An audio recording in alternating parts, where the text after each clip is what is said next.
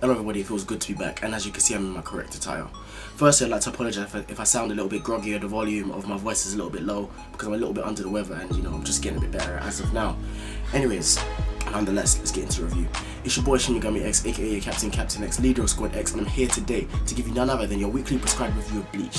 For this week I'm going to be reviewing for you is Bleach chapter 589, entitled The Shooting Star Project, The Old and New Trust. For starters, it makes a nice, refreshing change to get away from these sequentially titled chapters. I'm tired of the Headless Star, like part 1, 2, 3, 4, 5, 6 through to 7. Anyways, but that has nothing to do with this review, so now let's get into this chapter. But as always my people, you gotta do this right after that intro.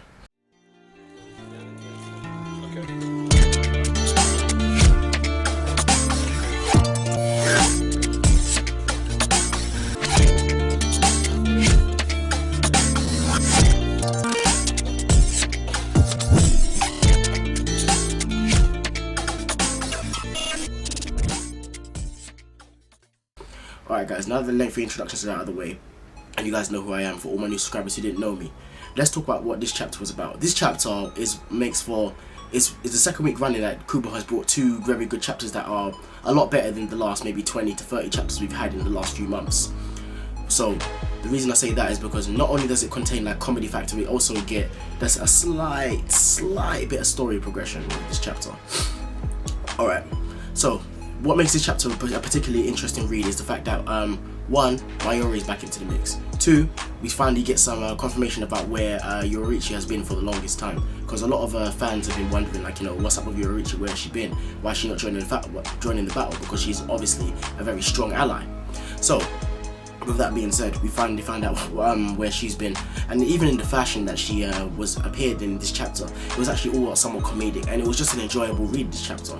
What was particularly enjoyable about it is just generally the discussion between Chad, Orihime, and Ichigo, and obviously with little bits of Kisuke Urahara. And what even made it funnier was Yoruichi's reaction at the things that she said to Ichigo. So now, let's be specific about this. For example, basically Chad asked Ichigo what does he think of Orihime's outfit, and you know what, it's actually quite funny because you don't really ever hear characters from different series ever ask what do you think of this outfit when they just come up in a new a new get-up.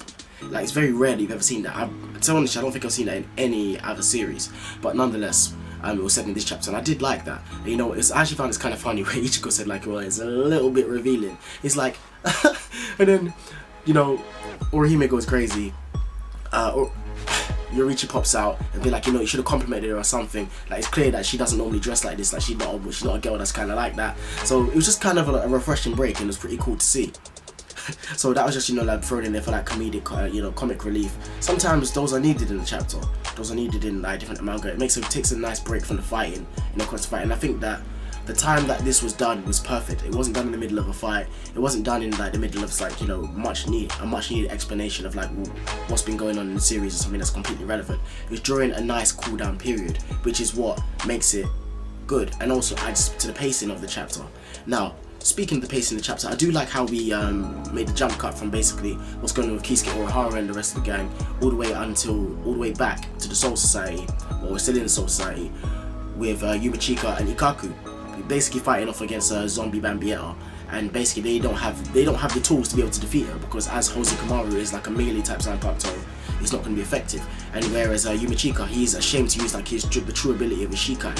So for the sake of his pride, he's willing to lose the fight and potentially get himself killed. Same thing with Ikaku, which I don't quite understand with characters.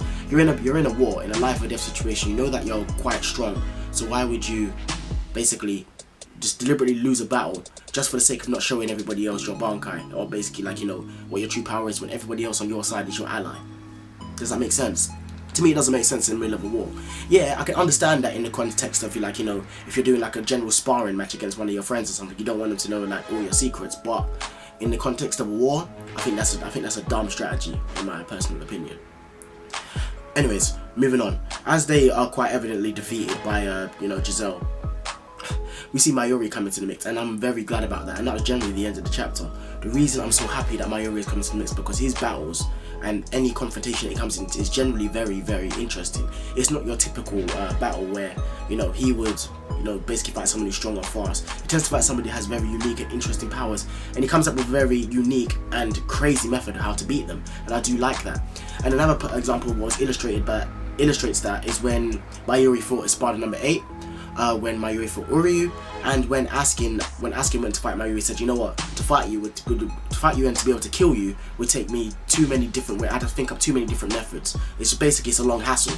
So I do like that. And out of all the captains of the Gote 13, me personally, I would want to fight Mayuri the least, for that exact reason, because he comes up with some kind of crazy strategy to counter whatever it is that your powers are. And he just never seems afraid to take on something that has a ridiculous or even a hacked ability. So, with that being said, I think that this chapter was generally a very good chapter overall, like solid, very well done from Kubo, and I hope that the next week's chapter continues at the same pace. Now, a lot of people are going to ask me this year, like, do I think the character Giselle is a man, because Yumachika keeps saying that. For like the third time I've been asked this. No, she's obviously a female character. The reason that Yumachika keeps saying that is only basically to take shots at her, to get on her nerves, to get under her skin. It's done for like a comedy fashion, and it's done in the same thing as last chapter. It's the same thing that happened this chapter. He accuses her of being a man, essentially, but obviously this time in not such a blunt way. So that's just my personal thoughts about it, and to be honest with me, it's quite clear to see. Most people, like, you know, say that, oh yeah, Giselle's definitely a boy, blood, just because, you know, Yumachika said it. Yumachika hasn't seen underneath her skirt. Do you know what I mean? So who's he to really say that, yeah, you're definitely a boy? Like, I don't know if she has a deep voice or something. Like, you know, maybe that'll be something that's revealed in the manga, because if, you know, she has like female appearance, he has like, you know, husky deep voice with the Adam's apple or something, then you know what, sorry, the chick's obviously a dude, but, you know, but other than that, nah, I don't think she's a dude. Simply, I just think it's Yumachika taking shots at her, basically to piss her off, to get under her skin, and, you know, to basically get her to lose her cool, to basically find a way to get her. That's just really what it is, in my personal opinion. Other than that, there's not really much more to talk about this chapter. This chapter, I won't say it was a short chapter, because it wasn't a short chapter. It was an enjoyable chapter of Bleach. And sometimes people confuse short chapters for enjoyable chapters. Sometimes when a chapter is that enjoyable, or you enjoy a series so much, you read through the pages so quickly that it seems like, oh, we're at the end already. But then whereas an episode, things tend to draw out for like 23 to like 25 minutes. So things seem like, okay, they don't seem like they've gone by so quickly. You have more time to soak in things and enjoy it. Like, more happens in an episode than what would happen in a manga chapter. Because generally, anime episodes tend to be about maybe 2.5 chapters. That's just generally what it tends to be.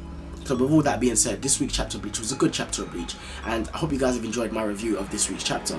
This is Bleach chapter 589, entitled The Shooting Star Project, The Old and New Trust. It's your boy Shimigami X, aka Captain X. I hope you guys have enjoyed this video. And as you can see, I'm back in my correct attire, and I will be doing this until I return back to university.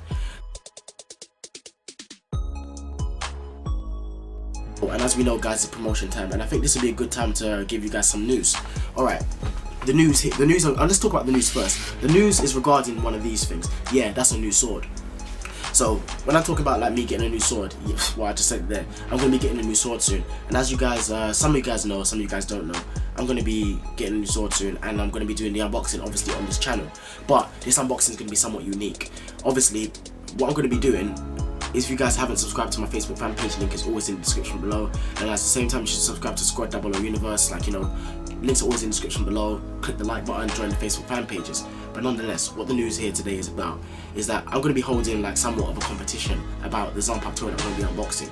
And basically what the competition is that you guys, yes you guys, my subscribers, every single one of you watching has the opportunity to name the Zanpakuto toy. Name its be able to give it its name, its release command, the name of its Shikai, and the name of its Bankai, which is obviously its name.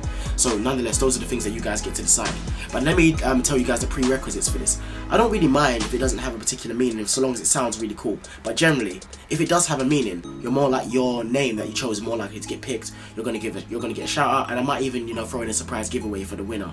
Once I contact them and they give me their address or something, and I'll send them like a personal gift. What that is, I haven't decided yet, but I think I'll give you guys like, you know, a giveaway. It's not going to cost me too much to send something small. It's not going to be anything big. It might be something like a wristband or a combat badge or something like a combat pass or something like that. Not anything too big or crazy. Other than that, yeah, you guys get to decide the name. Oh yes, the prerequisites. Basically, if it has a meaning, you're more likely to get picked. But it doesn't have to have a meaning. But anyways, the meaning has to have something to do with space or time, because that is the ability of what I would have as my Zanpakuto. You guys don't have the luxury of choosing the power itself in specifics, because that's my job. Anyways, hope you guys hit up the Facebook fan page. The post is a very recent post, so like hit me up in the comment section below. Or hit me up in the comment section below of this video. Leave your name, leave your suggestions like Shikai name, Bankai name, and release commands, and I'll put them down into one massive document, and I'll put them in something like random.com or something like that. Actually, no, why did I say that? Obviously, I'm gonna choose one that I like the best, and then yeah, obviously the winner, I'll send like a personal gift or something, and also that they will also have the knowledge of knowing that they chose the name of my Zanpakuto. Anyways, guys, it's your boy Shinigami X, aka Captain Captainess. I'm signing out, and as always, my people, take care and peace.